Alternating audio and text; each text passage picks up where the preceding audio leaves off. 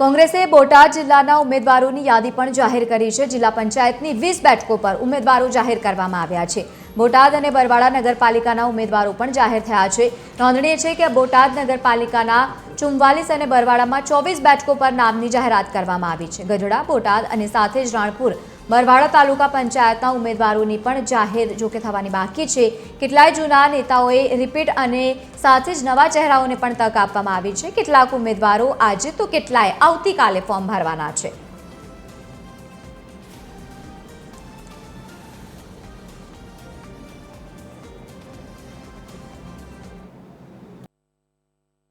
બોટાદ જિલ્લા પંચાયતની 20 સીટો જાહેર કરી છે। બરવાડા નગરપાલિકા અને બોટાદ નગરપાલિકાની પણ સીટો જાહેર કરી દીધી છે અને અમે સુનંદા ઉમેદવારો પસંદ કર્યા છે। સર્વસંમતિથી લગભગ નહીં પણ 100% સિંગલ નામ અને સિંગલ નામથી અમે પસંદગી કરેલી છે।